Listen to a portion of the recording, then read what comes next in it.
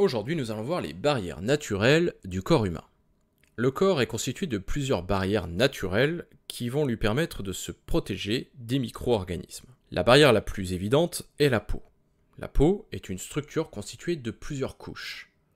La couche la plus superficielle est l'épiderme, avec notamment les poils qui y sont visibles, et ce qu'on appelle les pores sudoripares, ces petits pores qui vont produire la sueur. La couche inférieure s'appelle le derme. C'est là que l'on va trouver des nerfs et des récepteurs qui nous permettent d'avoir des sensations. On y trouve également les glandes sudoripares qui permettront de produire la sueur, le bulbe pileux qui est l'origine du poil, et on peut voir sur ce schéma que c'est une couche relativement épaisse.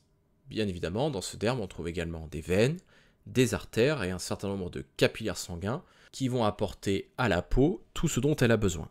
Sous le derme, on trouvera l'hypoderme. Cet hypoderme est essentiellement constitué de couches adipeuses, c'est-à-dire de matières grasses, qui permettront d'isoler le corps, c'est-à-dire d'avoir l'effet d'une couverture pour se protéger du froid. Les micro-organismes ne peuvent pas traverser cette peau, sauf si elle est percée ou coupée par un objet.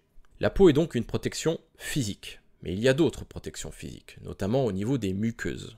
Les muqueuses sont toutes les zones de notre corps, à la fois en contact avec le milieu extérieur et le milieu intérieur. Le nez, les yeux, la bouche, les oreilles, au niveau de la trachée, qui est le tuyau qui mène l'air au niveau du cou jusqu'au poumon, on va trouver des petits cils qui vont permettre de ramener vers la bouche les micro-organismes qui pourraient rentrer.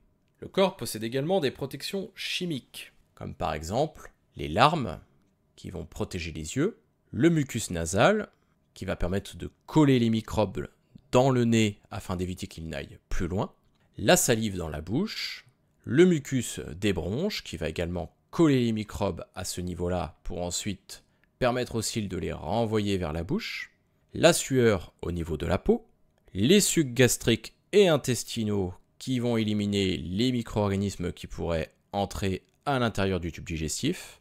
Et au niveau de l'appareil reproducteur, on va également trouver des moyens de protection comme par exemple les sécrétions de la muqueuse vaginale qui vont éviter que des microbes entrent dans l'utérus.